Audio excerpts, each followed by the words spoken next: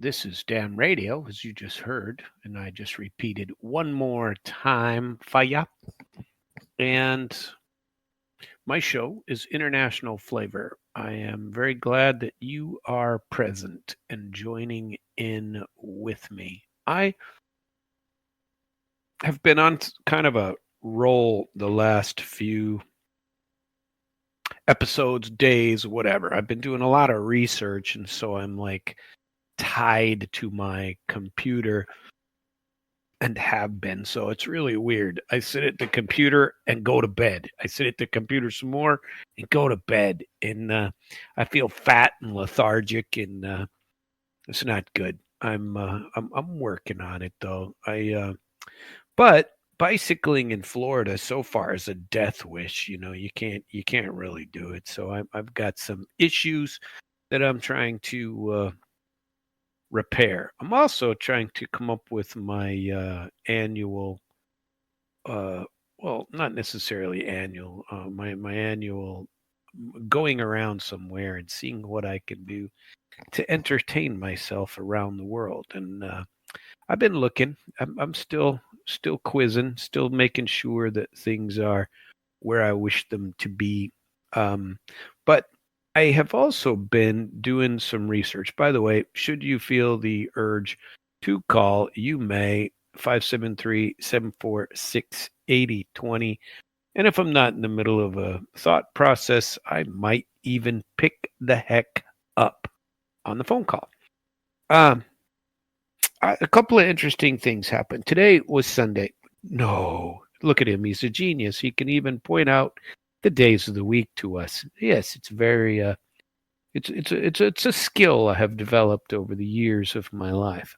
And now I can pick out the days of the week and name them, sometimes appropriately and correctly.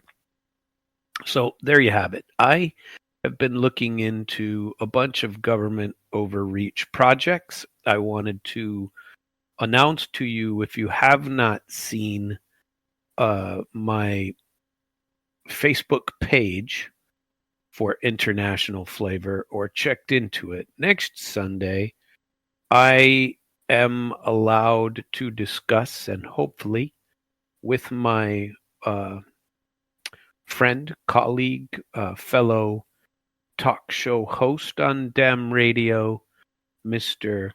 Ike Skelton, who happens to be the presiding commissioner of Camden County, who they have chosen to charge with a crime for doing something that the county put into place for enforcing personally county resolution himself. I want to interview him about it. We've talked about it. We have discussed it a little bit, and he has agreed to speak with me on this topic, which makes me very happy. I am glad. I think he has actually pushed me, and I was thinking about it anyway, because there are so many people out there that the government targets, and I am not anti-government, but I'm absolutely anti-government overreach.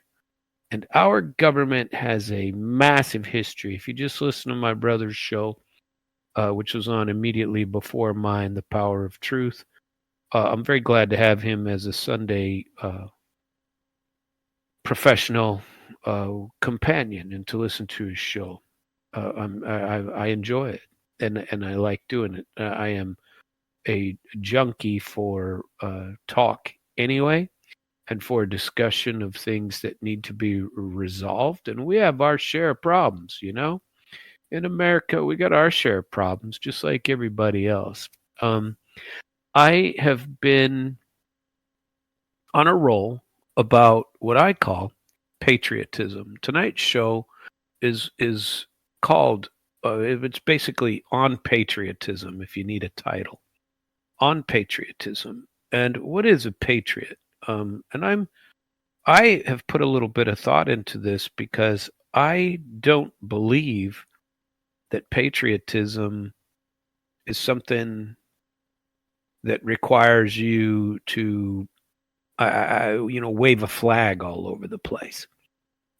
I have done a good amount of research in this. This morning, I did my show, like I said to you all in today is Sunday, and I was happy to identify the day for you. I did my video show on YouTube this morning in Russian. And what I usually do for that show, and I don't always get to it every Sunday, I'm trying to get more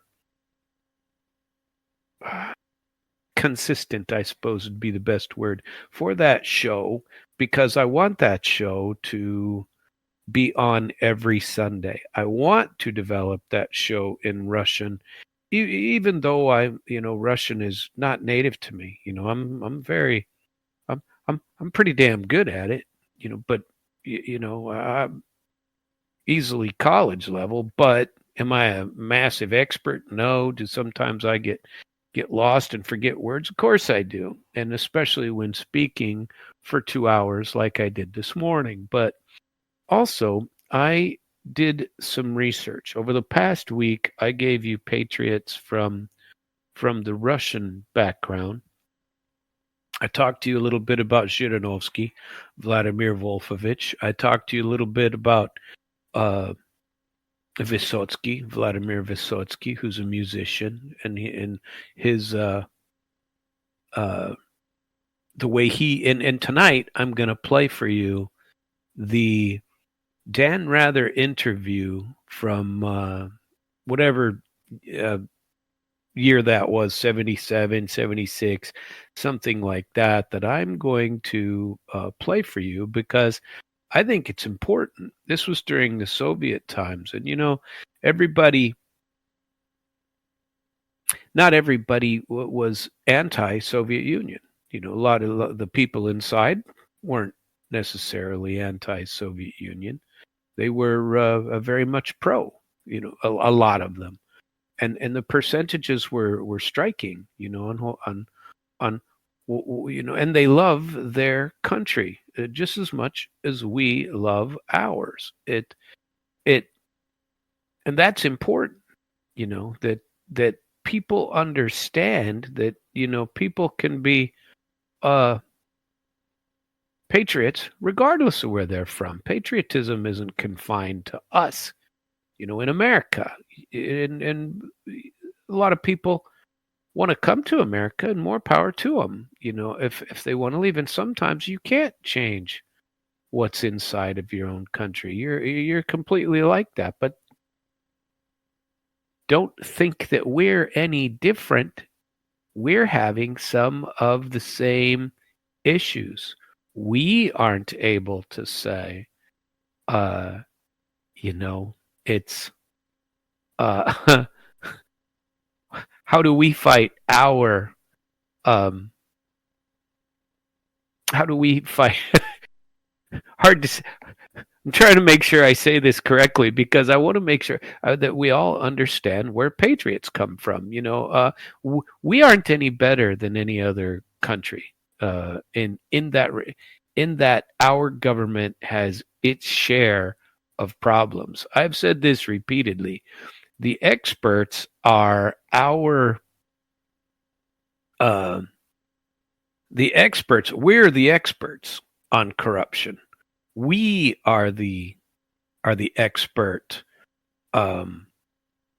expert people who we're the masters. We can take our corruption and install it in any other country. And frankly, I feel that we've been doing exactly that for a very long period of time. I think we have been creating these corrupt environments in other places. Now, because I think that Ukraine also has its share of patriots. When I rewatched the Zhirinovsky when he appeared on a show called I think it was called Svoboda Slova, free speech, basically, is the name of the show. When he appeared on that, they made jokes about him, and they were laughing at him right there on the stage, about his jokes, about the things that he was saying to them, and he held his ground, said his piece, said exactly what he believed, and didn't waffle. He didn't change. He didn't. He wasn't afraid of his commentary. His thoughts don't change based on what audience he's in front of. Frankly, I think that is just wrong. If you have a different things to say, if you're Hillary Clinton, or if you're basically any Democrat that has learned to say one thing to the audience, depending on what audience you're in, you say one thing to the, I don't know, the white audience, and another to the black. I ain't done me no, never mind, whatever. Do you remember when Hillary Clinton got beat up for talking like that and acting like she was a slave, and making comments like that, like it was appropriate to do so? That is definitely inappropriate to do so. You got to be who you are. And so the people that I picked and I talked about for 2 hours on my Russian version of the show today, and as you know, I tend to speak in roundabout ways sometimes, but always come back to the point. Uh, I spoke about a lot about Zhirinovsky today, a little bit about Vysotsky, a little bit about Thomas Paine, a little bit about Mark Twain, and I started to get into a couple of people that aren't as major. And so tonight, and on I've decided on Sundays to change the program length and to put a tail end on there. I may actually go over tonight. It depends on if I am covering what I want to, but I want to get through my uh, program here, and I want to especially play this Vysotsky, Vladimir Vysotsky, a musician from the born in around the wartime, born and he's not a dissident. The interviews, I'm not sure this is the right version. I thought it was longer, that the entire event went a little bit longer than it was shown here. And I don't know if it is all there, but we're going to start on the 10-minute version, and hopefully it will be the end of it, so I don't have to redo it again. I was thinking it was a 20-minute version, and it is not there. I've watched this thing several times, and where he gave these interviews, and so I enjoy the interview both in English and in Russian, and so I'm gonna play it for you with Dan Rather, and here we begin. And the screen comes in, and it says New York Studio, CBS News, July of 1976. You know what? I'm afraid I'm a I'm a I'm a mess today. Sorry about that, and I don't want to be a mess today because this, and I may not be able to play this for you because I thought this was the setting where well, we're gonna play it, and I if it's only in Russian, God, I'll turn it off. But I'm pretty sure it's the English version. Okay, it's just going through it. It's telling who he is, and there's some video about it. Here's 60 minutes. 2 weeks ago on 60 Minutes, a leading Soviet dissident, Vladimir Vysotsky, described the Soviet Union as one huge prison camp. Recently, it seems, a new Soviet dissident pops up almost every day. And according to these dissidents, led by the Nobel Prize winner Andrei Sakharov, Russia is violating the Helsinki Accords by denying its citizens basic civil rights. In light of all this, it surprised us to hear that somebody sings anti-establishment songs in that very established communist country. His name is Vladimir Vysotsky. Some people call him the Bob Dylan of the Soviet Union. Vysotsky is a famous actor in Russian movies and on the stage. That's his conventional side. But he also writes and sings biting, satirical poems about life in the Soviet Union. He says that what he writes and sings is not unpatriotic, so he does not classify himself as a political rebel. But there is no doubt Vysotsky is a strong critic of his society. The Soviet authorities, it seems, don't know what, if anything, to do about him. They didn't know what to do about him when he got on a plane recently and came to New York.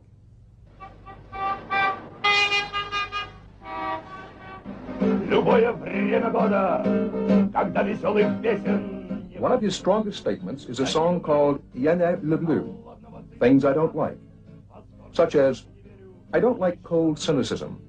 I don't like strangers reading my mail. I hate tattletales and slanderers. I don't like people being shot in the back or in the front. I'm upset when the innocent suffer.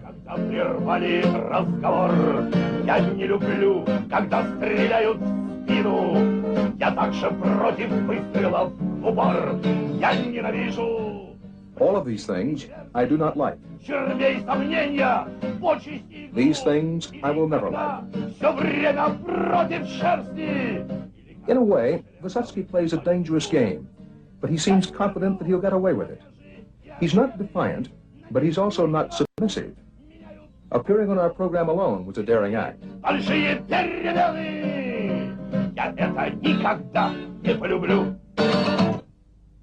You like to describe yourself, I know, and your work, as protest, but not revolution. Where is the line between a protest singer or poet and a revolutionary singer and poet? Well, let's put it this way. I've never defined my songs either as songs of protest or songs of revolution. But as to your question, well, probably you could just say the different types of songs are written in different times. In revolutionary times, people write revolutionary songs. And in normal, ordinary times, they write songs of protest, the kinds that are produced everywhere in the world. When people simply want things to be better than they are right now, when they want tomorrow to be better than today. Vysotsky is 38 years old, and he's already done a stretch in a Soviet prison camp. That was in his youth. But now, as a movie actor, he has money and privileges few Russians have. All this gives him some traveling opportunities. But he says when he gives an official performance in the Soviet Union, he has to go through a certain degree of curtailment of what he wants to perform. There are people whose job is to regulate what I do, whether I can sing these songs or others. The same is true of my recording. I wrote 600 songs, but I recorded only 20 of them. How do you know how far you can go and where you have to stop? Actually, this is very simple for me to explain. You can say that one part of my work is completely satisfying to me, because I write what I think and what I want.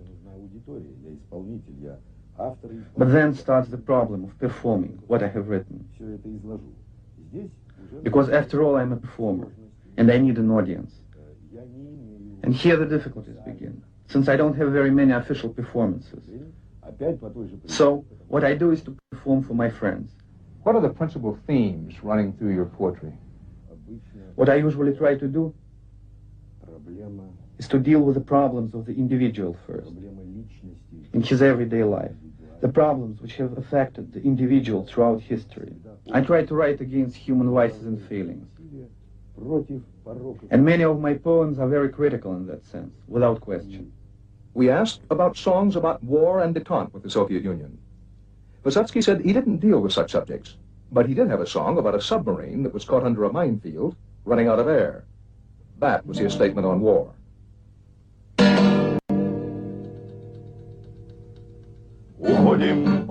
We are submerging. нейтральной воде. In neutral waters. Мы можем погоду плевать на погоду, а если накроют, локаторы взвоют о нашей. But if we are discovered, it's all over. Спасите наши души, мы бредим от удушья. We are running out of air. Save us. Спешите к нам. Hurry. Услышьте нас на суше. Listen to us. Наш сос все глуше, глуше. Our SOS grows fainter and fainter. Души напополам и рвутся. Our lungs are bursting, but we can't surface. Там слева по борту, там справа по борту, там прямо по ходу, мешает проходу. We are blocked by mines. Смерть! Death. Спасите наши души! Мы бредим от удушья! Спасите наши души! Спешите к нам! Услышьте нас на суше! Наш сос все глуше, глуше! И ужас режет души напополам! Please, please, save us. Души, спасите наши души, спасите наши души. What is the goal, besides entertaining? What is it that you seek to accomplish with your music? Безусловно, я хочу. I want the public to give some thought to what I'm saying, and not just to relax and have a good time. I want the public to feel a certain nervous tension. I want to impose my opinions and my art on the public. The audience has got to experience what I'm saying, so I want to put the public in the same state that I'm in. Actually, New York was just a stopover for Vysotsky. He was headed for Montreal to record an album for a Canadian record company. He did that on the sly, without clearing it in advance with Soviet authorities. They had managed to block the release of an earlier album he had cut in France. I would think, perhaps I'm wrong, I would think that those who lead the Soviet Union might be a little wary of letting you out of the country. Are they not? I mean, do they not concern themselves with that? They're not worried about you at all? Ну почему? Ну что вы, я уже четвертый. No, why? I've left the Soviet Union already 4 or 5 times and always return. It's even funny, because I think if I was that kind of person that they were afraid of letting out of the country, we'd be having quite a different interview than we are having now. I'm sitting quietly with you, asking me the questions you want to ask me, and I'm answering them calmly. I love my country, and I don't want to do it any harm, and I will not. We don't want to give the impression that Vysotsky is always writing about things he hates or about doomed submarines. He does a number of patriotic songs that keep him in good graces with the Soviet authorities. And actually, much of the time, he simply pokes fun at small things, like the morning calisthenics they play on Moscow radio. They'll sober you up in the morning, he says, if you're still alive, that is. Выполняйте правильно движения, прочь влияние извне, привыкайте к новизне, кто глубокий, то извне, множения. Очень вырос в целом мире грипповирус, 3-4, ширится, растет заболевание. Если хилый, сразу гроб, сохранить здоровье, чтоб, применяйте люди, тирания. We have no way of knowing whether the Soviet authorities are getting more lenient toward their critics. But thousands are exiled in prison camps for expressing critical views, though some seem to get away with it. Vladimir Vysotsky is one of those who walks a very narrow line between official tolerance and oblivion. Выигрыша даже начинающий. Красота среди бегущих, первых нет и отстающих, век на месте общепримиряющий.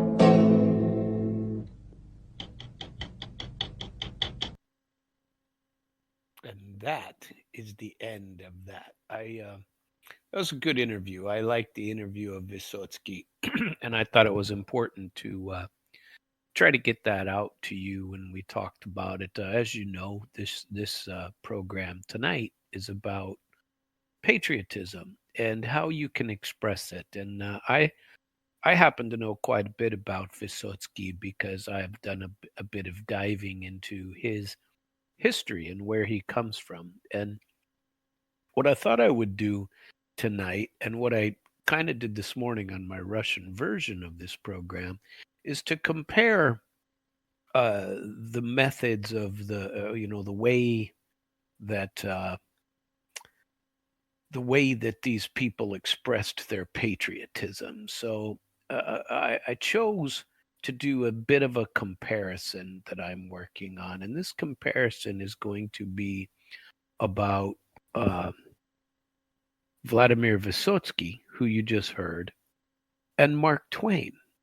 Now I realize that they are, a century apart from each other, but the poets and satirists are, are not quite your politicians and your speech writers or your I don't know, journalists. I talked about Zhirinovsky and compared him to Thomas Paine, who had quite a bit to contribute back about the Revolutionary War, I believe the French War, before our independence here. And so I'm thinking that the Vysotsky and Twain, they used words, they used satire, they used rhythm and ridicule. They were poets. They're performers. They're observers of the soul of their nation and critics of the sins of the nation, right? But their weapon, for fighting was satire, was wit. That's their chosen weapon, but their hearts belonged to their people and vice versa. They loved their countries. They spoke highly of their countries. They talked about it. Well, let's dig a little bit into Vysotsky. And in the Soviet Union, Vysotsky wasn't just a singer. He was the voice of the people. You heard his voice there, raspy. It's broken. He kind of bangs on the guitar. It's soulful. He wrote those songs. That one about Utrennaya Gymnastika, which means morning calisthenics, I always liked that song and thought because it's a fun little song that he's talking about. And he wrote songs that generally were not played on Soviet radio, but everybody knew them anyway. Bootlegs were passed from hand to hand, soldier to student, mother to son. And as I told you a little bit, he tended to he played in factories. He played for his friends. He got around these things by these restrictions, if you want to call it, of having to have a concert somewhere. He didn't fill any big theaters or concert halls. Instead, he would play in small restaurants or in the halls of a private profsayuz, which is a union hall, basically a factory where he would play. And so that's what he got to sing about. He sang about prison. He sang about war. He sang about bureaucrats and stupidity and strange things and goofy things that occurred with bureaucracy or general life that everybody was aware of. He sang about injustices, about death. He was a raw, personal, and real person. But he wasn't preachy. He didn't come across as, saying, we got to change this. These people are evil or anything like that. He just told you his opinion and thought there was something better. You heard what he said when he was on Dan Rather, that, I'm not a dissident. I'm not anti my country. When I leave, I always come back. And I'm not, he has no desire to be anywhere else. He loves his country. He knows where he's going to be. He wants to be there, right? And because of those sorts of things, the people trusted him. The government didn't hate him, but I told you about some of the things that he did, and the point isn't to go over that, what I went through back Wednesday night, I believe it was, but it is true that the Communist Party, never knew quite what to do with him. He was too beloved to censor him, too dangerous to promote him. He walked as Dan Rather said, he walked a razor's edge. He spoke the truth through metaphor, and he hid revolution in his guitar. If you want to talk about metaphor, he died very young at age 42. And when he died, thousands flooded the streets of Moscow, even though the government tried to keep his death quiet. People grieved like they'd lost a brother, a comrade, a prophet. And, that's, I want to equate that to what happened with Mark Twain here in the United States. Now, he started as a riverboat pilot. He was a failed prospector. He was a newspaper man, but he became something far more dangerous. He was a truth teller in a land that didn't want to hear the truth. He is remembered these days for Tom Sawyer and Huck Finn. But in his own day, he was a ferocious critic of war, of imperialism, of racism, and hypocrisy. I think, there are, the radio has allowed us, the podcast has allowed us to blast, American activities abroad. But he blasted America's occupation of the Philippines. He ridiculed Christian missionaries who justified colonization of places like that. He mocked politicians, rich men, and even his own government. He once said, "Loyalty to the country, always. Loyal to I can't talk. Loyalty to the government when it deserves it." And it rarely does, by the way. Does that sound familiar? He didn't hate America. He loved it too much to lie about it. And he paid a price for that honesty. Later in his life, his political essays got buried.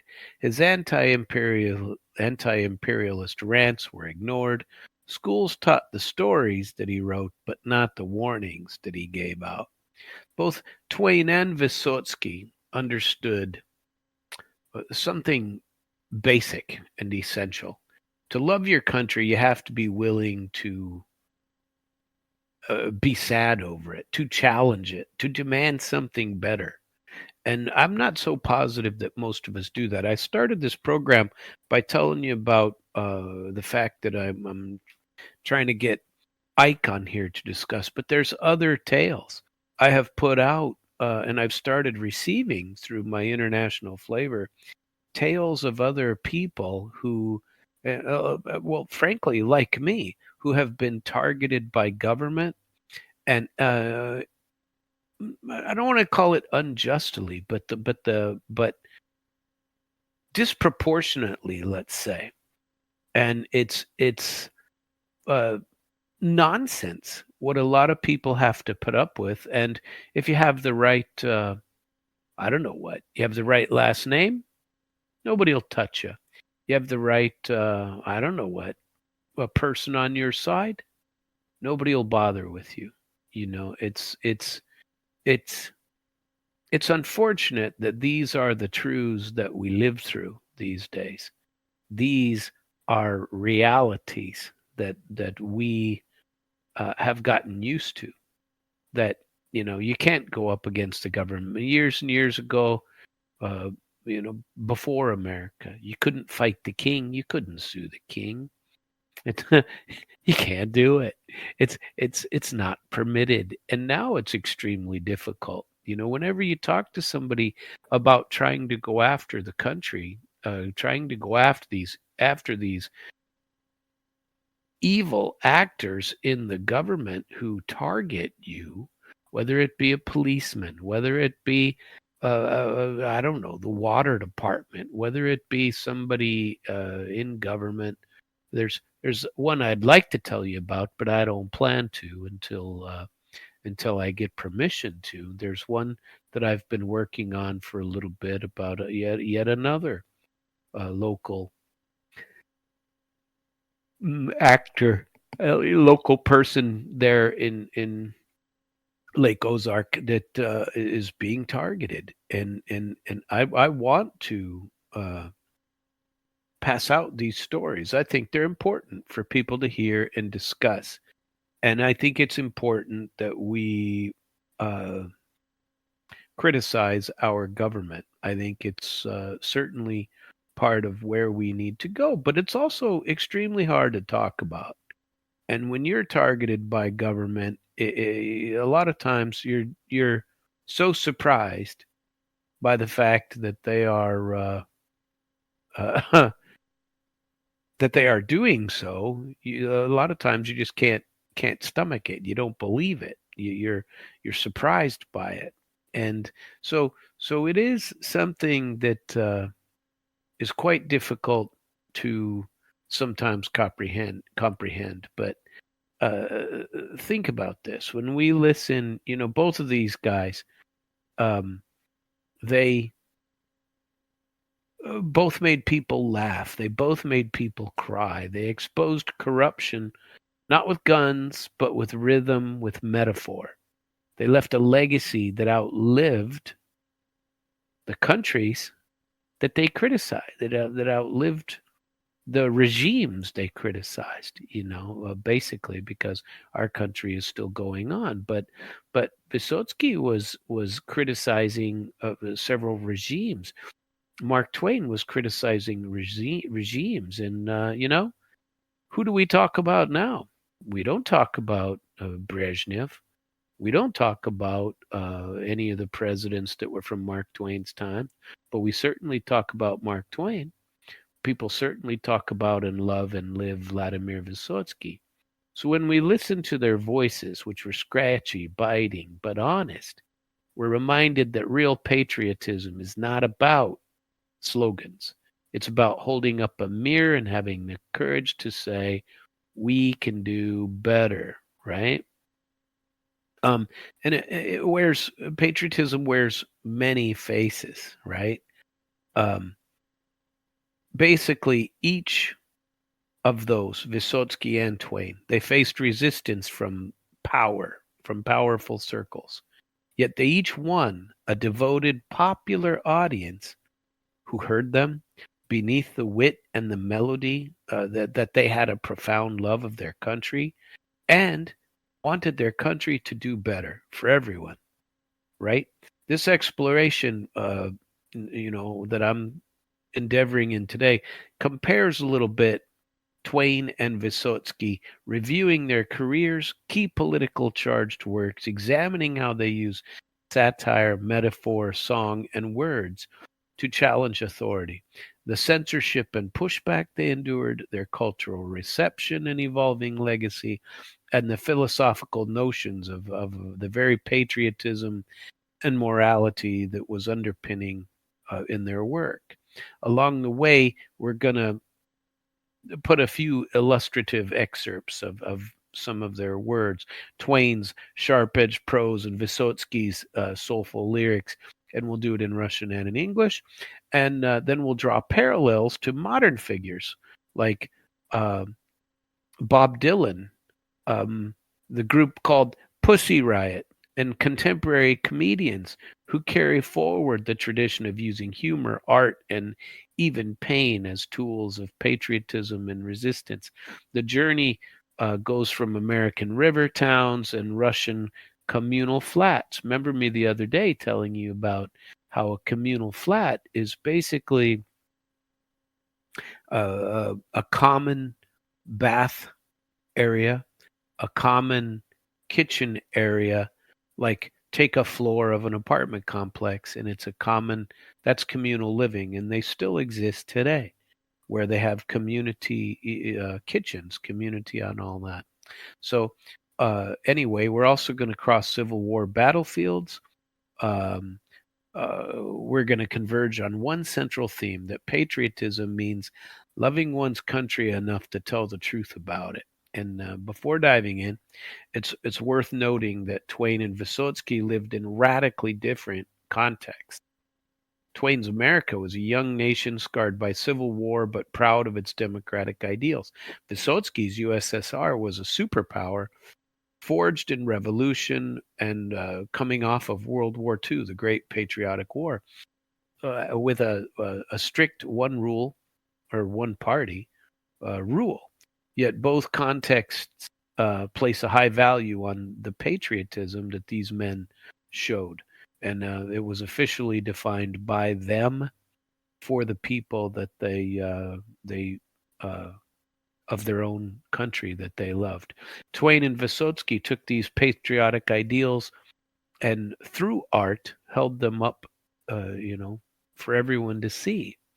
And as we shall see, each had his own way of exemplifying the adage often attributed to Twain himself, like I've already told you about, that came, has been quoted quite a few times, written in, a long time ago. Patriotism is supporting your country all the time and your government only when it deserves it. And so remember that's a important set of words. Mark Twain was born Samuel Langhorne Clemens in 1835, and he was hailed as the father of American literature. He's a novelist, essayist, humorist, and lecturer whose career spanned the latter half of the 19th century. He grew up on the Mississippi River town in Hannibal, Missouri. And I like Hannibal. I grew up across the river. Not grew up, but last high school and first college years, I was in a town called Quincy, right across the river from Hannibal. Really cool areas. But he had a child that would later fuel classic like The Adventures of Tom Sawyer, The Adventures of Huckleberry Finn, which are worldwide renowned, of course. He worked as a printer's apprentice and a riverboat pilot before turning to writing and to comedy. And from the start, his art mixed entertainment and pointed social commentary. It's absolutely true. Audiences were drawn to his unique singing style of prose, a voice that blended folksy wit and, sharp satire. Under the pen name of Mark Twain, he became widely known for humorous storytelling that carried subversive political and social critique, often delivered in a deceptively homespun style. and I've read some of his I of course have read Huckleberry Finn and Tom Sawyer and a couple others, but I've also read a few of his lectures. His career took off with a lighthearted travelogues like The Innocents Abroad, which he wrote in 1869, which he also told about the comic frontier tale called Roughing It in 1872, but it was The Adventures of Huckleberry Finn in 1884 that secured his legacy. It was a novel written in the voice of a poor Southern boy who bravely exposed the entrenched racism and moral hypocrisy of American society, especially concerning slavery. Ernest Hemingway later said that all modern American literature comes from one book by Mark Twain called Huckleberry Finn, and this underscored its profound influence even upon other authors. Twain also co-authored The Gilded Age, a novel whose very title coined the term for the post-Civil War era of corrupt wealth. An early example of Twain's political satire, he targeted greed and graft in Washington. Gee, surprise, surprise, aren't we still doing the same old thing right now? On a little note on that side, I listened to my brother's show where he interviewed a couple of young men, and they're very hopeful. They're talking the same things that I was saying when I was a young man about some of the things that I wanted to see and that I had hoped and dreamed and all of that. And they will be fighting the same corrupt battles that we are against the same old corrupt government, because this battles just never change. And but listening to the the hopeful nature of what they describe and what they hope for themselves, their families that they later decide to create, and all of that. It's these fights are eternal, it appears. Part of me wishes I'd gotten into it a little bit younger in life, into talking about some of these things.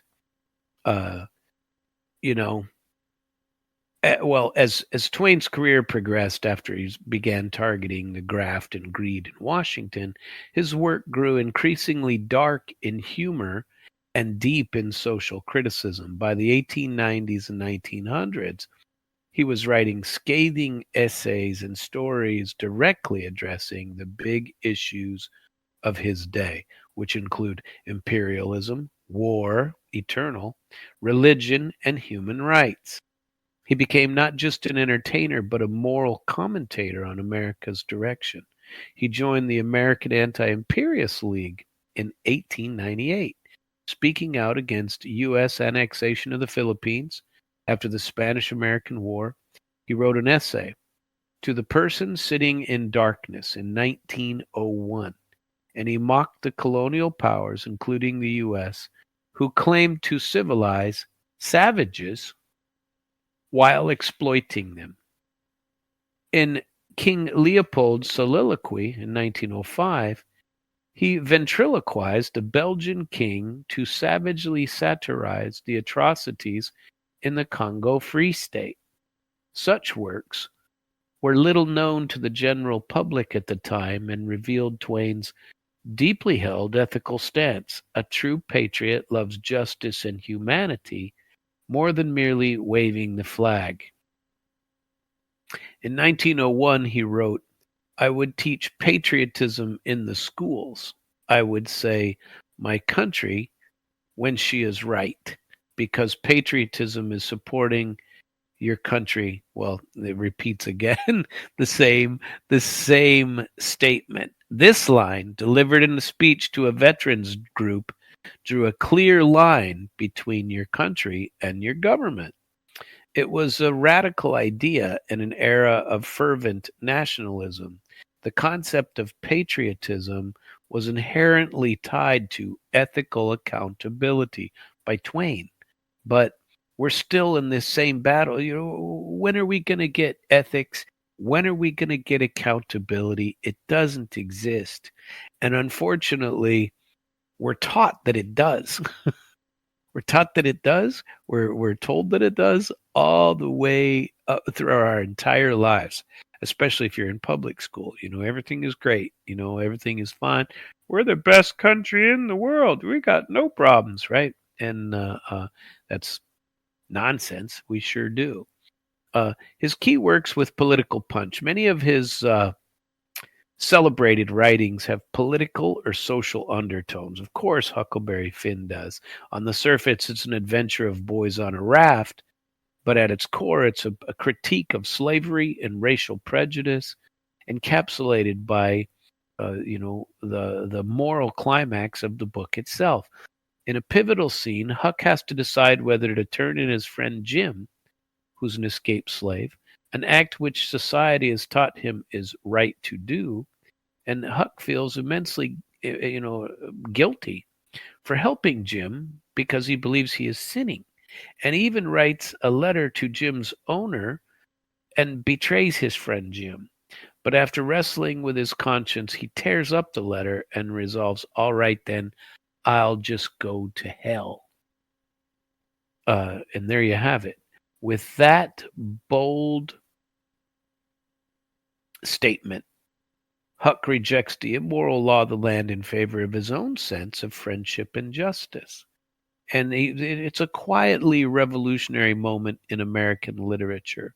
Twain's satire often worked through such storytelling and irony, rather than overt sermonizing. For example, in a Canadian... I can't talk. I don't know what's going on with me. I have I still have them. I'm having tongue troubles. A Connecticut Yankee in King Arthur's Court, which he wrote in 1889, Twain sends a modern engineer back to medieval times. A setup for satirizing monarchy, the church, and romanticization of chivalry. The novel starts comically but ends with a bitterly ironic scene of carnage as the Yankee uses 19th century tech to massacre knights, reflecting Twain's disgust at modern warfare hidden under noble pretense. But his most directly political piece is called The War Prayer. This was written in 1904 during the Philippine-American War, and it was so controversial that Twain did not publish it in his lifetime. It only appeared posthumously in 1916. In this short allegory, a church congregation prays for victory in war, when suddenly a mysterious stranger, a messenger of God, appears to explain the unstated meaning of their prayer. Twain then delivers a translation of what a prayer for victory really entails. O Lord, help us tear their soldiers to bloody shreds with our shells. Help us to cover their smiling friends with the pale forms of their patriot dead. Help us wring the hearts of their unoffending widows with unavailing grief. We ask it in the spirit of love of him who is the source of love. Now that is harsh, is it not? The stranger's words shook the pious congregation to silence, and Twain closes with a bleak, tongue-in-cheek line. It was believed afterward that the man was a lunatic because there was no sense in what he said. That final sentence is a masterstroke of irony, the truth-teller dismissed as a madman, encapsulating how society often reacts to those who reveal uncomfortable truths. The War Prayer is Twain's protest against the jingoistic patriotism of his day, a stark warning that warmongering in God's name betrays the very values it claims to uphold. Small wonder that Twain foresaw it would be denounced, and only after his death could such an uncompromising piece see the light of day. Mark Twain wielded satire as a weapon against the powerful. His humor ranged from mockery to condemnation.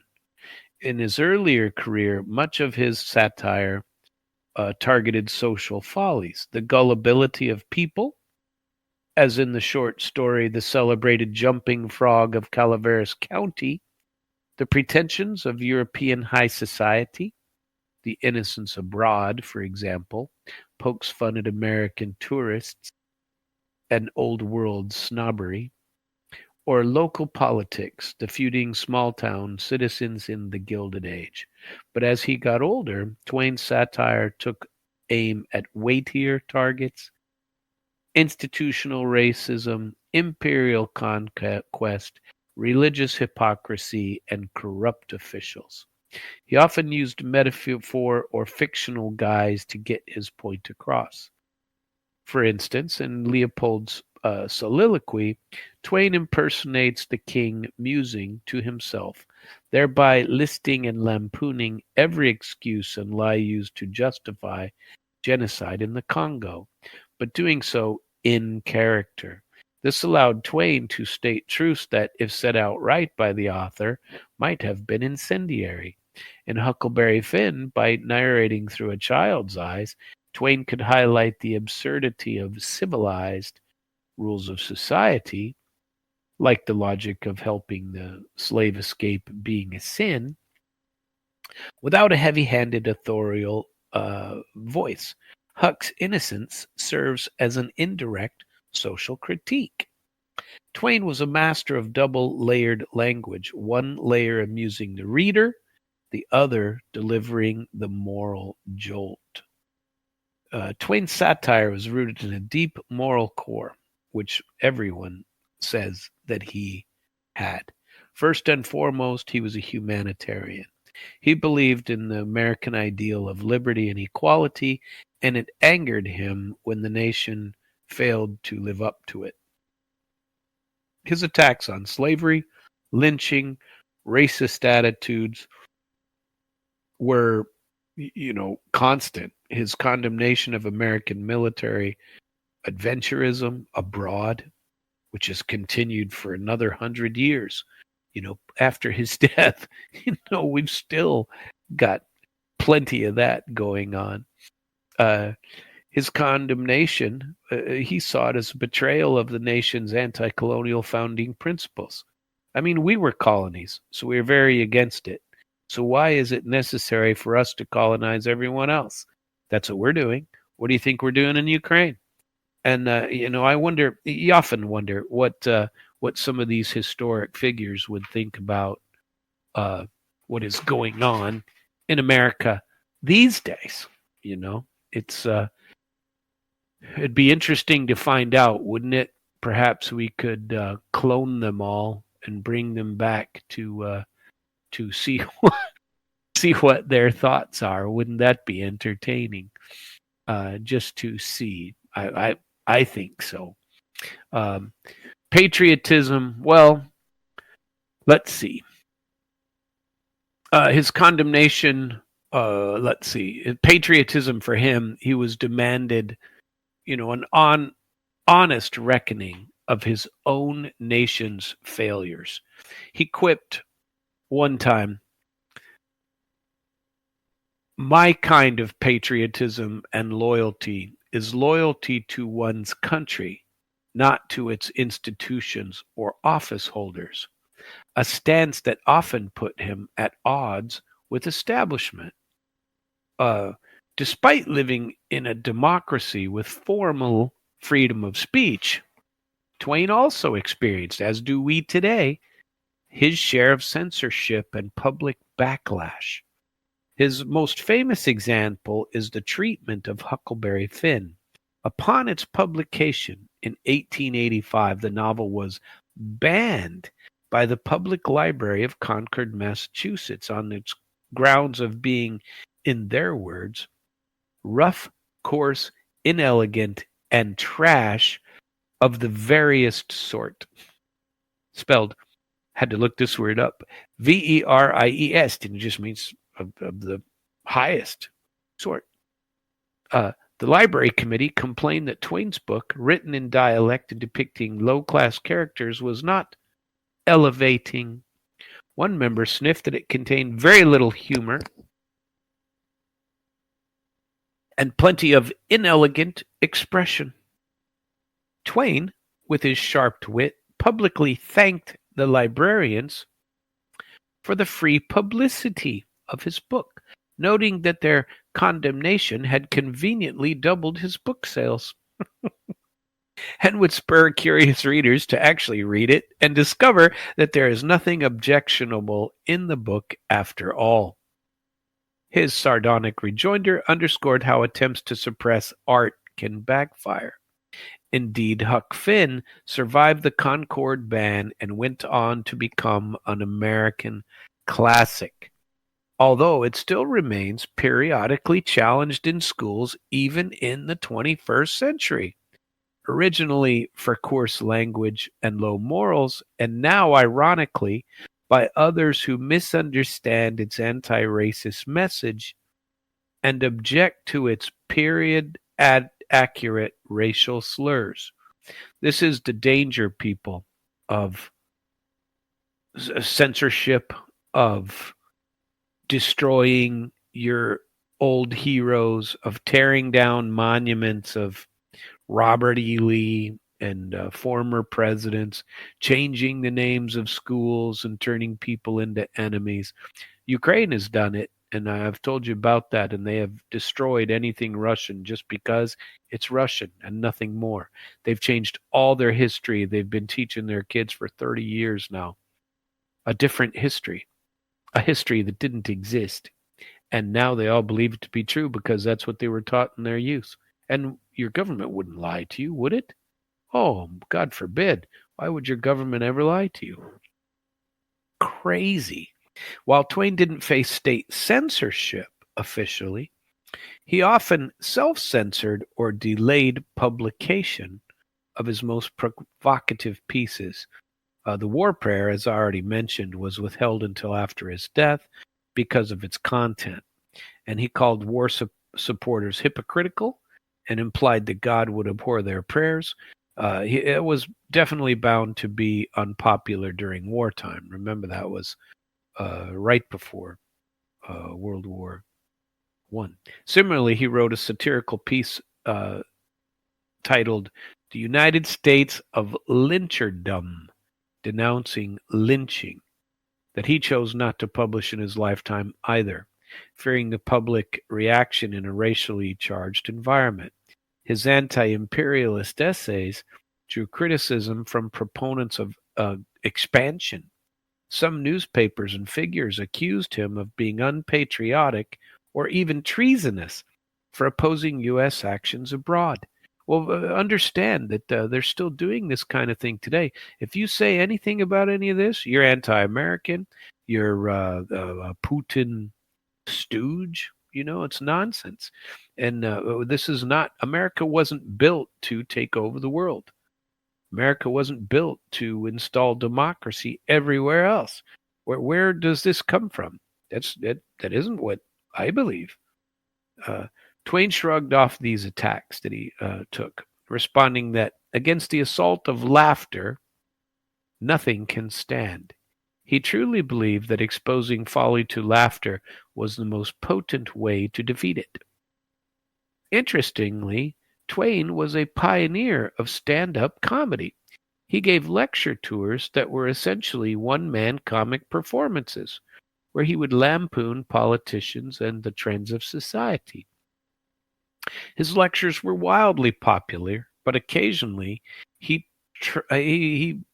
jumped into controversial territory. In 1871, he joked in a speech that Americans had become the policemen of the world, satirically critiquing interventionist attitudes. Such barbs might raise eyebrows, but because Twain couched them in humor, he often escaped outright censure. Still, by the end of his life, Twain's increasingly pessimistic and incisive works, like Letters from the Earth, which was a satire on religion, which only was published in the 1960s, showed a man unafraid to offend orthodoxies. He paid a price in his reputation among some Victorian readers who preferred the genial humorist of Tom Sawyer to the social critic he became later. Yet today we see both sides as integral to Twain's greatness. He managed to be what one scholar called our first major stand-up political humorist, using the stage and page to hold America accountable to higher ideals. During his lifetime, he was one of the most famous Americans alive. He was celebrated worldwide. By the 1870s and 80s, he was a beloved public figure, a white-haired, mustache person who could make even generally quiet audiences roar with laughter. He was feted at banquets, sought after for speeches, and granted honorary degrees. Oxford University awarded him an honorary doctorate in 1907, where he appeared in a cap and gown, a moment that delighted him, who was a self-educated man. Yet public sentiment was not uniformly positive. The Concord Library incident I told you about showed the disapproval of some guardians of morality. We still have those running around today. Later, some thought his anti-war stance during Philippine conflict was unpatriotic, but Twain weathered these disputes. By the time of his death in 1910, newspapers across the country mourned him as a national treasure. One off-sided tribute declared that Twain had given pleasure, real intellectual enjoyment, to millions, and his works will continue to give such pleasure to millions yet to come. That prophecy has proved absolutely true in the century since. Twain's reputation, Twain's I can't speak. I don't know what's going on with me. Can't read, can't talk, can't discuss. I got problems, and I can't figure it out. Maybe I'm having brain issues. But and now, um, now I have to uh, uh, talk about the quotes that he had. He had the quoted his quips about Congress, the only native criminal class. You know, he the only native criminal class is Congress. I love that, by the way. And until I researched this, I had forgotten all about that. I remember it from years ago, but not anything recent. And I love that. Maybe someone should do a study on that. The only criminal class that is native. His novels are staples of school curricula, though Huck Finn still sparks debate and is occasionally banned. Ernest Hemingway's famous assessment that all American literature stems from Huck Finn is hyperbole, but not by much. Twain's synthesis of colloquial American speech with high literary purpose paved the way for countless writers, and his brand of satire as patriotic dissent echoes in later American figures. Will Rogers in the 20s, who poked fun at politicians while affirming common sense values. He inherited Twain's mantle. Mid-century social critics like Lenny Bruce and George Carlin, stand-up comics who provocatively challenged censorship, hypocrisy, and authority, likewise followed Twain's trail of using humor to speak forbidden truth. Lenny Bruce was even arrested in the 60s for obscenity in his comic routines, a fight for free expression that I've done it again. That Twain, who narrowly avoided such scrapes, would have understood all too well. Modern political satirists, from newspaper columnists to TV hosts, often cite Twain as spiritual forebear of theirs. Indeed, Twain's life and work established the template of the American humorist as a social conscience, a role that is vital for many of us today. His philosophical framework was grounded in enlightenment, influenced belief in individual conscience and skepticism of authority. He was not formally religious. Later in life, he was openly critical of religion, but he had a strong moral sense of right and wrong. This is evident in how often his heroes followed an inner compass against social pressure. Whether it's Huck helping Jim, the protagonist in The Man That Corrupted Hadleyburg, exposing the town's pretensions, Twain's patriotism was, as we have seen, of the thoughtful, critical kind. He once wrote, "Our country, right or wrong, when right, to be kept right, when wrong, to be put right." His work continually tried to put right what he saw as wrong. He cherished the founding ideals of America, freedom, equality, and consent of the governed, and it pained him when those were flouted. In one 1901 speech, he listed fundamental ideals: that all men are created equal, government by consent of the governed, and said if he ran the schools, he'd raise up a lot of patriots who would get into trouble by sticking to those ideals.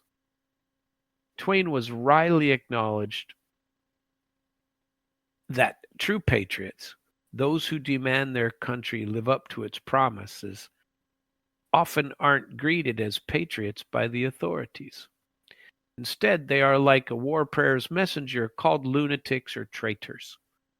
Yet history usually vindicates them. In Twain's case, his once controversial stances now seem only justified, not only justified, but prescient. He was ahead of his time in denouncing racism and imperialism.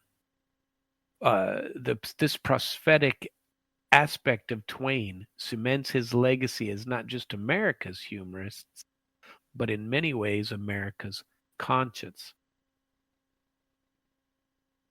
And I like that. I'm all for it. Now, I wanted to kind of compare what he has gone through, because Russia, Soviet Union, also had these same sorts of things. Vladimir Vysotsky was called the bard of the Soviet soul. Across the world, in the Soviet Union of the 20th century, Vladimir Vysotsky, who was born in 1938 and died in 1980, he rose to fame as a singer-songwriter, a poet, and an actor. Where Twain had pen and paper, Vysotsky had a guitar and a gravelly voice. He was the preeminent bard of late Soviet society, the unofficial voice of the people. Beloved for his delivery and piercing honesty, his artistic career unfolded under very different conditions than Twain's. He lived under a one-party authoritarian state with strict censorship. And that's absolutely true. There was no free press or right to openly criticize leaders. Yet through clever metaphor, through allegory and charisma, he had a lot of it. Vysotsky managed to deliver social and political commentary that resonated deeply with Soviet citizens. And he's famous still today for that aspect of his life. Vysotsky's artistic career was social and political commentary in often humorous street jargon that he created with his songs. He sang about the realities of Soviet life, the struggles of individuals, of ordinary people. So this is part of the way he stayed out of getting into trouble. He told stories that were quite personal in his songs and could be tied to an individual person, but reflected upon sometimes the lies and absurdities of the system, the eternal themes of courage, friendship, love, death, in a language that was quite direct, earthy, and coded just enough to slip past blatant censors. Well, he got past censorship because he never really, until much later, was accepted into any of the professional unions that he had to be accepted into, in order to broadcast. And so everything he did was, small private shows, or like I said before, singing in a factory hall or something like that.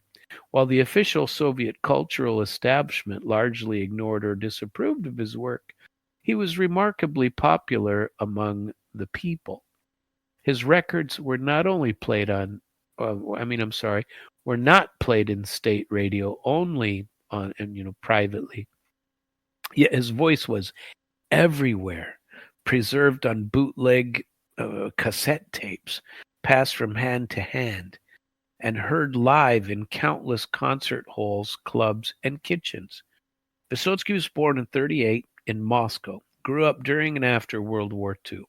His childhood was set against a backdrop of a society mobilized by war and gripped by Stalinist terror, basically. During the war, called the Great Patriotic War, patriotism was not just encouraged but demanded. Survival itself was at stake for the country. Remember? In the post-war years and into the 50s, Soviet citizens were taught to revere the motherland and its victory against the Nazis, and to be vigilant against other enemies. The state heavily promoted unity across many nationalities, often using the military and patriotic rituals as tools. Soviet policy saw mass army service as having a benefit in terms of incalculable patriotic value, that was instilled in the population, and helping to build a Soviet identity among all of the diverse ethnic groups in Russia. Vysotsky's own father was a military officer, a veteran of World War II, and young Vladimir spent some of his youth in a military environment. This upbringing instilled both a familiarity with patriotic military culture and a keen sense of the difference between genuine heroism and propaganda. As a boy in the late 1940s, he witnessed the beginning of the thaw under Khrushchev, a slight easing after Stalin's death that opened some cultural breathing room. Vysotsky showed a talent for acting and poetry from an early age, and he performed in school plays and wrote verse. He briefly attended engineering school to please his parents, but soon transferred to the Moscow Art Theater School to study acting, and he graduated in 1960.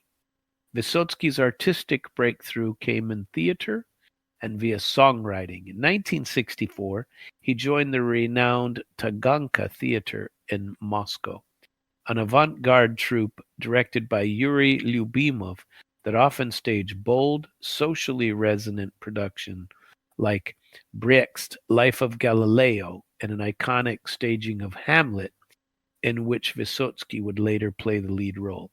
Taganka was a haven for creating experimentation within Soviet limits. Meanwhile, Vysotsky had begun writing songs. His first known song was written in 1961. But unlike state-sanctioned official Soviet pop songs or folk choirs, his songs were personal, raw, unpolished. Accompanying himself on a 7-string guitar, singing in a forceful, raspy baritone, he delivered lyrics that sounded like a man baring his soul or a character speaking frankly at a kitchen table. His early songs assumed the perspective of colorful characters: criminals, drunks, soldiers, circus performers, people on society's margins. This was both an artistic choice and a subtle tactic. By singing in a voice of, say, a gulag inmate or a sly criminal, Vysotsky could highlight truths about Soviet life, the injustice, the rules, the fighting spirit that a straightforward political song might not enable him to get away with. These first-person character songs also led some conservative critics to dismiss his work initially as thieves' songs. Criminal underworld, blatnie pesni nazывается, means criminal underworld ballads. But listeners recognize the subtext in satire, as one analysis notes from his very first song, Tattoo, in 1961. Vysotsky created an artfully stylized criminal underworld story, full of undercurrent and witty social commentary. In other words, he used the street and prison yard to smuggle in social critiques. So he was similar to what Twain had done for years. And now, of course, whether he knew anything of Twain is highly doubtful. But you never know. I suppose he could have read some Huckleberry Finn. They did. Someone also gave me the book Geckleberry Finn, which is Huckleberry Finn, and I reserved Thomas Sawyer and Mark Twain, Geckleberry Finn. I received that as a gift from some scientist that I worked with on the Nevada nuclear test site. In the mid-1960s, as Vysotsky's repertoire grew, so did his fame. His songs spread widely, mainly by tape, often labeled as anonymous or folk songs, since official channels refused to acknowledge him or allow him to publish. But soon enough, people knew who the real author with the biting lyrics was. A turning point was when the famous chess grandmaster Mikhail Tal publicly praised the author of one of Vysotsky's songs, and it's called Bolshoi Karetny, signaled that even prominent figures were listening to his new underground lyrics, his underground songs. Vysotsky's film career helped raise his profile as well. He started landing roles in Soviet cinema, and some films featured his songs, notably a 1967 adventure film called Vertical about mountain climbers included two of his songs. One was Song of a Friend, and two, The Summit. And thanks to widely circulated recordings, boosted his popularity as a new Moscow folk underground star. By the late 1960s, he was a phenomenon. 1968 alone, he wrote several songs that later generations hailed as masterpieces, including Охота на Volkov, which is The Wolf Hunt, Spasite Nashi Dushi, which is Save Our Souls. That's the one he sang on that Dan Rather show. He sang Spasite Nashi Dushi. That's about the Save Our Souls. That's about the people on the submarine.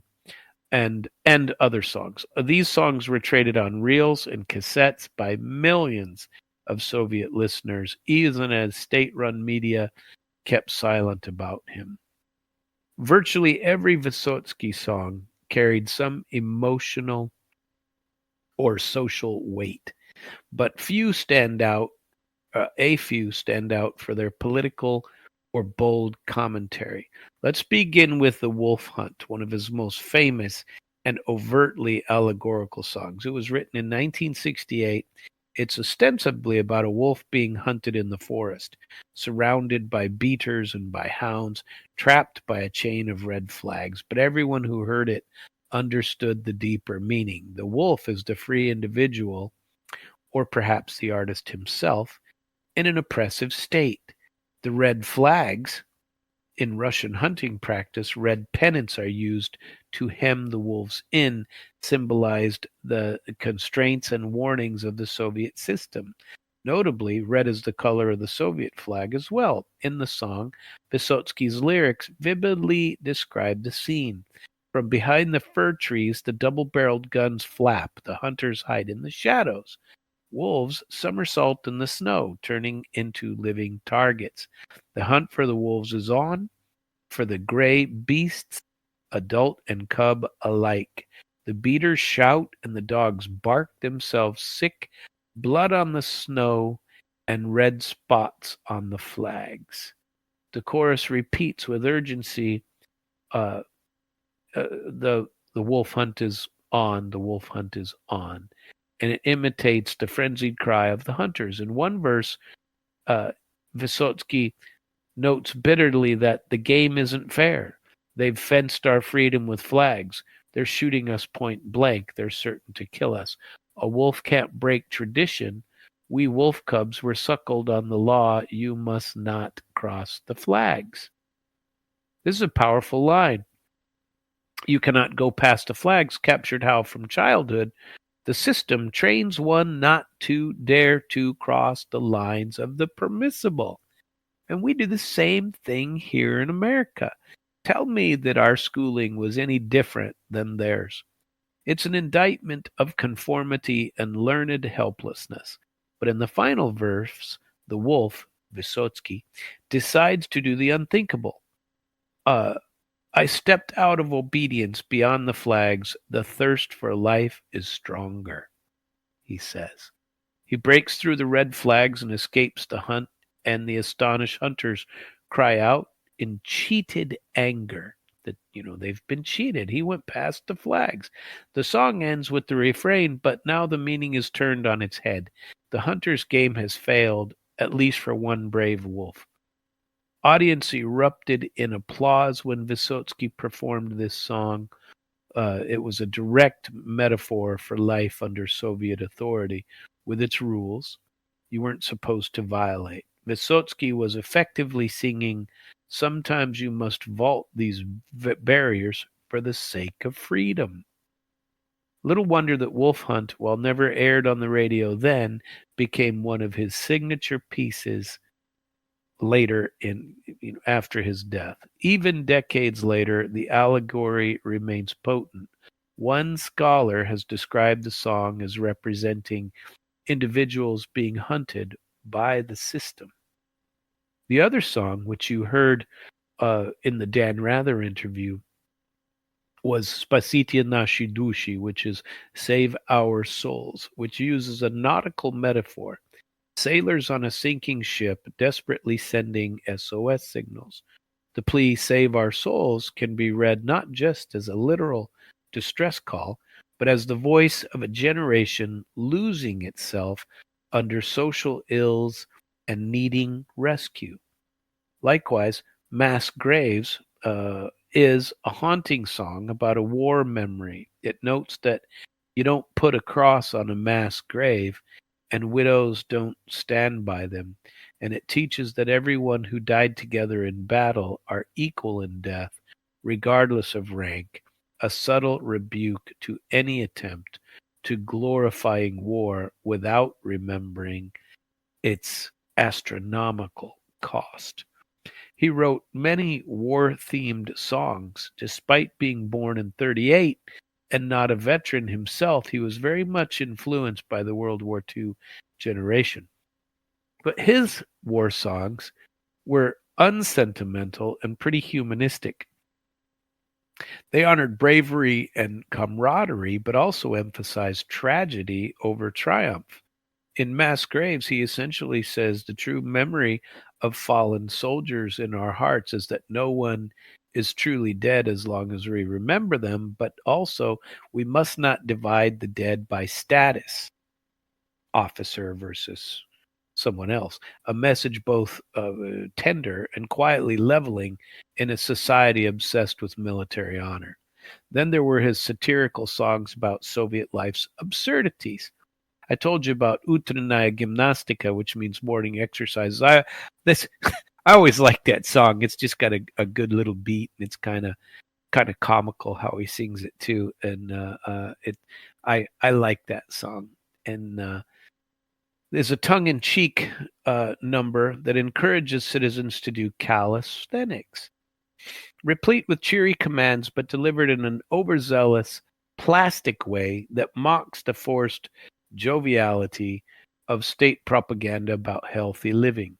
Another example is Conversation with an Alien at the TV, a sketch in which Vysotsky imagines talking to an extraterrestrial who learns about Earth by watching Soviet TV, which leads to a comedic commentary on the hollowness of official media versus real life. He also wrote Instructions Before Going Abroad in 1972, which is a satirical piece that lists all the cautions and absurd rules Soviet citizens had to follow when traveling overseas. Don't talk to strangers. Don't be seduced by Western life, etc. Such a song, directly poking fun at Soviet officialdom's paranoia, was outright subversive, yet it was circulated widely in private. One scholarly discussion observes that Vysotsky frequently used metaphor to comment on political issues, creating layers in his songs that his audience could peel away. A drunken brawl in a song might symbolize international conflict. A mountain climbing story might hint at the struggles of achieving one's ideals. His listeners, who'd been primed by years of reading between the lines of Soviet press, were adept at catching the drift. A study of Vysotsky's style notes that the lyrics were brimming with emotion, metaphor, parody, and hidden meanings, all designed specifically for his generation and their understanding of Russian culture and literature. Expression was often hidden in subtlety and implication, but the messages still came through to those who had the background to understand.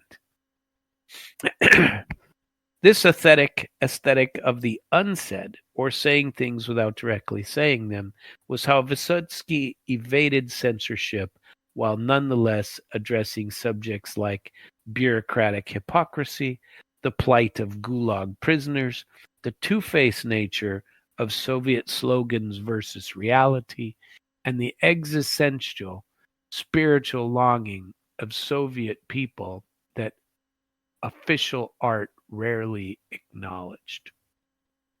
One cannot discuss Vysotsky without mentioning his love-themed and philosophical songs. which, while not overtly political, contributed to his image as a voice of truth. Songs like Capricious Horses, a metaphoric song about feeling one's life race uncontrollably, or Yani Lublu, I Don't Like, often are a candid list of personal principles. They endeared him to listeners as somebody who spoke from the heart. Lines in these songs felt like a direct rejection of oppression and humiliation, and they were delivered as more of a personal statement. Like, for example, I don't like it when people worm themselves into my soul, and even more so when they spit into it. Became a quotable maxim of dignity and encapsulated the resentment many felt about state intrusion into private life and the insult of propaganda. In the very same poem, he says, I don't like myself when I'm afraid, and I don't like injustice. Again, broadcasting a moral stance that resonated as broadly patriotic in the senses of upholding value. I wanted to talk a little bit about the censorship and pushback that he received, which was, I told you a little bit about it the other day. The Soviet authorities were never comfortable with his popularity and frankness, but they hesitated to persecute him too harshly due to his massive public following. Instead, they imposed a sort of a blacklist on his art. The numbers tell this story. He wrote 800 poems, songs that he wrote. Only one was published in the USSR during his lifetime. Not a single solo album or official recording of his was released by the state record label. None of his performances or interviews were broadcast on Soviet TV while he lived. An astonishing fact, given that he was arguably the most famous performer in the country in the 70s. Imagine a nation's top singer being invisible on TV. That was Vysotsky's paradoxical status. The regime didn't jail him, as they did with some other poets and dissidents, or who were exiled, perhaps because he had become a folk hero and also had connections. He was married in 1970 to Marina Vladi, a French film star of Russian origin, and her status and his international visibility provided him a bit of a shield. Instead, they tried to smear and contain him. They said that he was a mass replication of immoral, smutty songs, and that he was sowing seeds of evil, that he was vulgar, or as he was originally called, anti-Soviet scum. Some of the cultural gatekeepers tried to shut him out wherever they could. One state composer reportedly intervened to prevent a Vysotsky song, like Song of a Friend, from getting any airtime. In 1975, when Vysotsky gave concerts in Siberia attended by thousands, local communist bosses were alarmed by his power and tried to cancel shows or limit his audience. He was under surveillance. The KGB kept a file on him. He was never formally arrested for his art. It was somewhat of a strategy of containment. But officials couldn't stop people from loving his music, but they could refuse to grant him, the accolades a state-approved artist would have. No People's Artists of the USSR title did he receive. But he did get one 7 years after his death. The state awarded him the state prize. He was a rebel celebrated by the people, but ignored by Pravda, means truth, the newspaper. This did take a psychological toll on him, leading a double life, wild fame, but he's nobody. Despite there be, no official mourning of his death, but tens of thousands of citizens lined the streets of Moscow for his funeral procession. The Taganka Theater, where his body lay in state, was thronged by fans. The sporting event of the Olympics nearby saw a notable drop in attendance that day because so many spectators left to pay their respects. So in his life, we saw that he was both underground and everywhere. Friends and colleagues commented that Vysotsky had a unique bond with the Soviet people. Actor and friend Nikolai Gubenko said Vysotsky loved Russia with anguish and pain, and that his best songs were blood clots of pain for what is happening to the people. This intense love and pain for the motherland is key to understanding Vysotsky's patriotism. He was not a flag waver. He was a suffering champion of the Russian soul. One fellow bard, Bulat Akudzeva, once called Vysotsky a phenomenon, a folk hero of our time. After his death, the USSR moved into the glasnost area of the 80s. Vysotsky was officially rehabilitated. His songs were finally published and played on the radio. That's rather interesting, isn't it?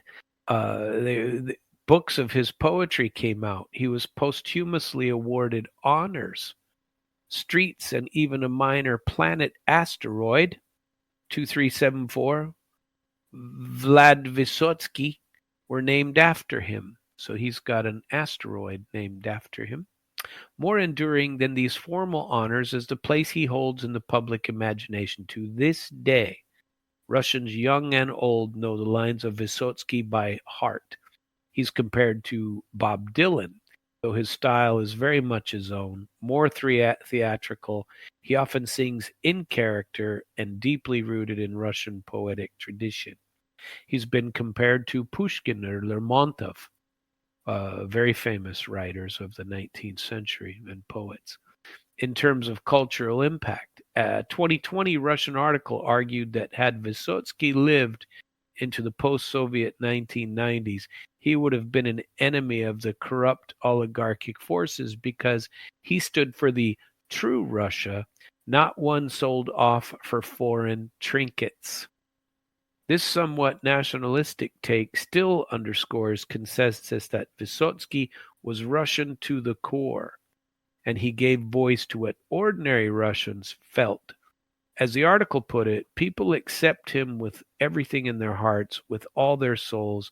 Vladimir Vysotsky was a national hero. His songs have not lost their sharpness and power. In them we draw strength and hope for the victory of good and of justice. Vysotsky is Russian truth. That praise shows how strongly he is associated with the kind of moral patriotism that I'm discussing here today. Like Mark Twain talked about, like Mark Twain represented.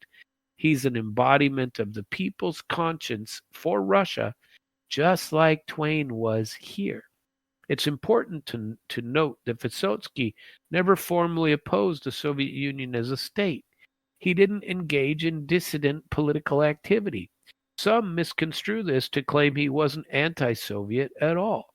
In truth, he was complex. He loved the idea of his motherland, its history, its language, its ordinary people, and wartime courage. He even admired revolutionary ideals. He had a genuine reverence for World War II veterans, as it'd be impossible almost not to in Russia. Like I said, every family was affected. He earned a respect later on for people like Lenin as liberators, as indicated in a questionnaire he filled out, where he named Lenin among the great historical personalities. He once asserted, "I work with words. I need my roots. I am a poet. Without Russia, I am nothing. Without the people for whom I am writing, I do not exist." Now that's deep, friends and neighbors. This heartfelt statement shows his identification with his country was total. He drew his purpose from serving his people through his art. But because of that, he couldn't stay silent about the lies or cruelty he saw. So while he might not have been a political dissident in the traditional sense, He wasn't calling to overthrow the system and manifestos and things like that, but he may have been somewhat of a cultural dissident. He pushed the boundaries of free expression within a society that was somewhat unfree. He pushed them as far as he could. He carved out an authenticity that in itself was an act of resistance. As the article above notes, Vysotsky's images and characters, like the honest cop Zheglov he played on TV, the war heroes in his songs, the outlaws who have honor, all represent a strong, courageous, noble people who live by truth and justice. Implicitly contrast them with the gray bureaucrats who feared such bright souls. No wonder these gray people, censors and officials, were afraid of him. His art was galvanizing. It made people feel human and unafraid, even if just for the length of a song. It brought tears of recognition to their eyes and laughter of relief. That kind of power no regime can easily manufacture or suppress. After the collapse of the Soviet Union, Vysotsky's legacy only grew. In the free environment of Russia since the 90s, his work is openly celebrated. Museums and monuments honor him. Scholarships and festivals are named after him. His influence on Russian music is enormous. Virtually every Russian singer-songwriter or rock poet cites Vysotsky as a guiding star. Even popular rock bands of the 1980s like Kino and DDT are sometimes seen as spiritual successors. They bring guitars and truth-telling to new generations. To sum up, Vysotsky is a moral, philosophical person. He was guided by truth, loyalty to friends and to principles, and sincerity. He despised phonies and cowardice and admired bravery and straightforwardness. He had a romantic belief in individual conscience. And I'm telling you, Vysotsky's work created a kind of imagined community of listeners bound by common value. This community, the Soviet intelligentsia and youth who got his references, found in Vysotsky a confirmation that they were not alone. And having, as evidence of his guiding philosophy, consider one of his lines that serves as a credo almost. In the song, he says, "I hate lies in myself and in others, and I hate the law of silence," the latter referring to enforced silence about problems. These could practically be slogans for integrity and free speech, and he lived by them. He risked his career and perhaps his health to never shut up when it mattered to him. So, having taken a look at Vysotsky and Twain separately, we can see the outlines of a pretty interesting comparison, at least in my view, which is why I've done it. They were two patriotic rebels, one with a pen in 19th century America, one with a guitar in Cold War Russia. Each was hugely popular, but eyed with suspicion by authorities. Each used humor, satire, and art to criticize power, while invoking deep value about their nation's culture. And they loved their countries.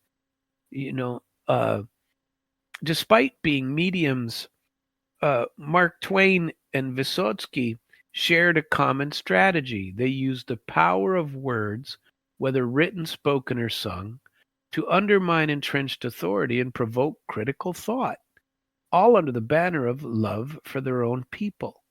Both understood that satire and metaphor could penetrate where open polemics might not, and both wrapped their critiques in accessible, popular forms, humorous stories for Twain, folk songs for Vysotsky, ensuring that their messages reached a broad audience rather than remaining elitist. In doing so, they forged a kind of patriotic art art that defends the spirit of a nation by attacking the injustices committed in the name of that nation. Let's let's take the use of humor and satire. Twain is one of literature's great satirists. Vysotsky, though often grave in his themes, had a sharp sense of humor and irony in performance. Twain's satire operates through exaggeration, irony, and deadpan wit. He adopts the guise of someone who agrees with the very folly he is skewering, thereby highlighting its absurdity. For example, in the War Prayer, which we told you about before. This contrast is quite satirical and makes the listener recoil at the hypocrisy of it all. In novels like Connecticut Yankee, Twain used comedic anachronism, the 19th century American introducing bicycles to Camelot, for example, to satirize the romanticizing of monarchy and to suggest American common sense trumps old aristocracy, until that illusion is also shattered and Twain's laughter turns to bitter insight about the cruelty. Faith is believing what you know ain't so, he said. This form of satire and one-liner allowed Twain to attack sacred cows, religion, patriotism, morality, and in a quotable, memorable way that people could chuckle at and pass along to others. Vysotsky, on the other hand, is often in the performance and the persona. He would adopt voices in an intoxicated rascal boasting about a petty crime to ironically reveal the truth. In one of his songs, Why Did the Savages Eat Captain Cook?, he slyly muses about the famous explorer's demise, concluding with a twist that maybe he tasted good, implying the folly of colonial adventure. In concerts, he sometimes introduced songs with a wry commentary or acted out dialogues mid-song, eliciting knowing laughter from the crowd. His song Discussion Near a Wall depicts a man arguing with a propaganda poster on a wall, a humorous scenario that lampoons the one-way discussion between state slogans and an individual reality. Parody was another tool. He wrote a series of hilarious ditties mimicking the style of various official poets and singers, mocking their sentimentality by exaggerating it. These parodies delivered a critique of Soviet culture shallowness while giving the audience a good laugh at the same time. Both men understood, as Twain put it, that against the assault of laughter nothing can stand. By making people laugh at the oppressor or the lie, you rob the thing of the aura of fear or sanctity. Twain targeted the pompous, the hypocritical, the cruel. Whether the con man Duke in Huck Finn, who pretends to be nobility, or the whole notion of the war prayer, Vysotsky targeted the absurdity of official life and some of the pretenses of Soviet propaganda, like in that song I was telling you about, Morning Exercises, where he sings calisthenic instructions. It's actually pretty funny. The satire lying in how overly enthusiastic and hollow it sounds, and they get it from the daily media. At any rate, both artists often said one thing to mean another, like in Wolf Hunt for Vysotsky, or in Animal Folklore for Mark Twain.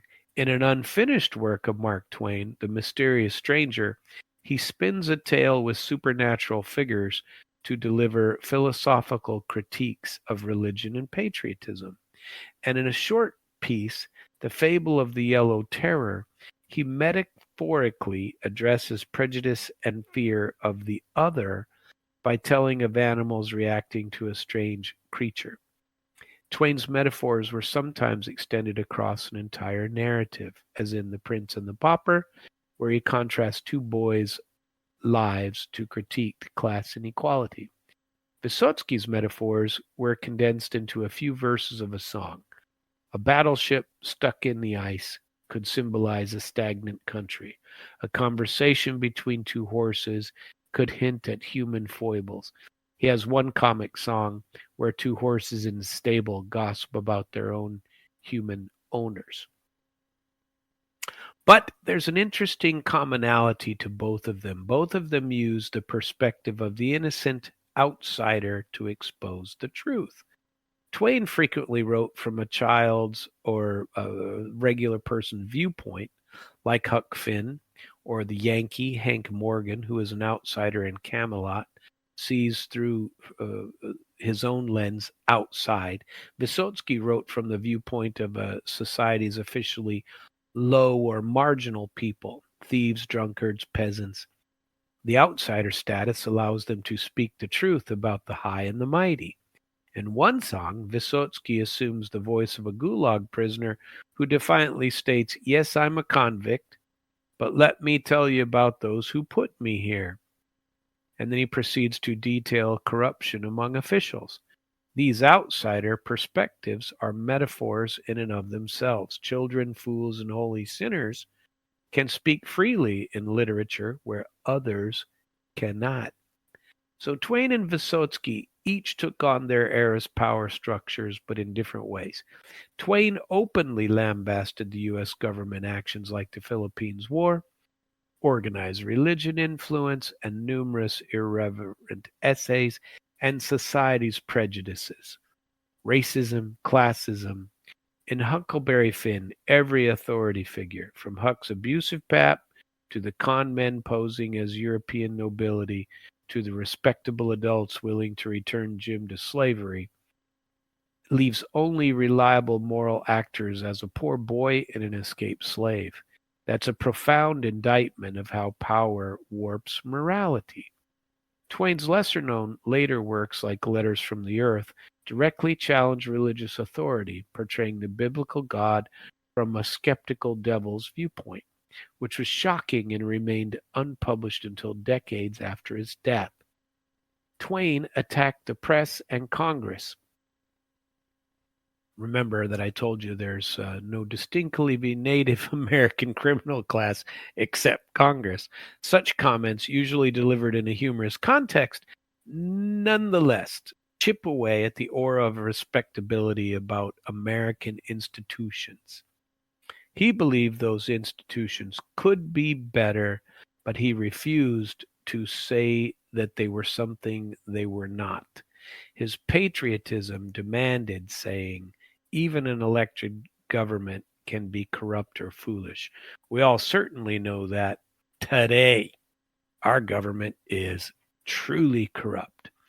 Vysotsky, constrained by censorship, seldom named the party or specific leaders in a song, but he did critique the power structure through inversion and implication. For example, his Hands Off the Sky piece imagines bureaucrats trying to administratively partition the sky, a swipe at the absurd overreach of Soviet planning into every realm of life.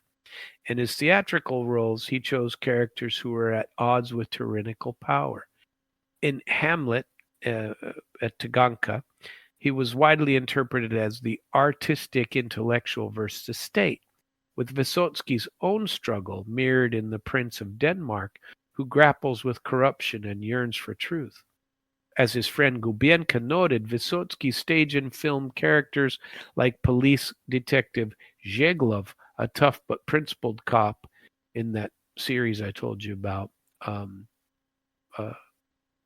Место встречи не меняется, the meeting place cannot be changed, became folk heroes because they live by truth. And this thus implicitly criticized the real police state that doesn't. When Vysotsky sang We Rotate to Earth, a rousing wartime song from a soldier's POV in World War II, the refrain, "We rotated the earth not out of good life, but out of anger," suggested that it was the common soldier, not generals or politicians, who bore the world's weight, a subtle empowerment of ordinary people over leaders. One striking instance of Vysotsky directly pleading with authority in veiled form was his involvement in the uncensored literary almanac Metropole in 1978. This was a self-produced collection of writings by various authors, including some Soviet writers and some in exile. Vysotsky contributed some poems, but the project was censorship-defying and got many participants in trouble. By putting his name there, he took a stand for artistic freedom, a direct challenge to the power structure of censorship. The backlash was real. Magazines attacked the Metropole writers, and some lost jobs. Vysotsky's own tenuous relationship with officialdom grew more so, but he considered it worth it. It was an almost Twainian move. He came as close as he could to open defiance or unjust authority. Both of them faced censorship, and that much is absolutely true. But Twain's and Vysotsky's patriotism were alike in essence. Both were critical, caring, and rooted in universal humanism rather than chauvinism. Twain explicitly advocated a patriotism of value over symbol, support of true ideals like liberty and justice rather than unthinking loyalty to government. His lines, remember the one I already read to you and told you about, our country right or wrong? When right, we need to keep it right. When wrong, it has to be put right. That encapsulates a duty to reform one's own country. In Twain's framework, there's a strong sense of individual conscience given by divine authority.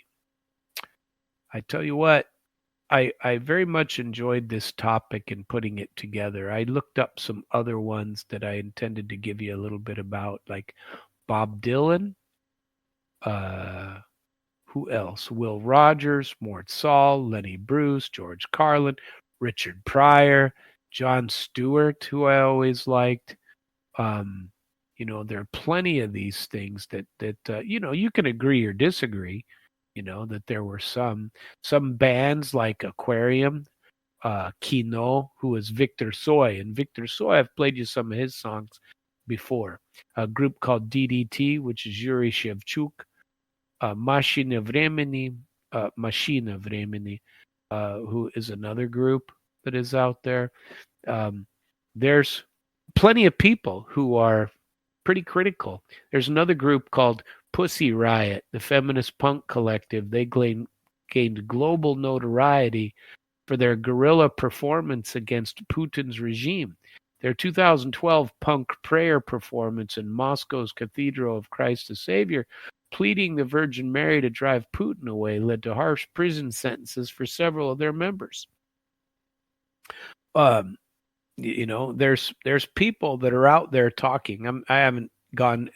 Won't go into them all that far because I'm not positive that that's the proper thing to do, to go into church and do that kind of thing. But anyway, there are plenty of stories out there, plenty of patriots out there, and on this channel, I hope to talk to them. Next week, I intend on Sunday to chat with our dear friend Ike Skelton and talk about his issues. Many of you have heard my issues and how I too have been targeted by government and how I stand up to it and often rail against it on the legal sphere.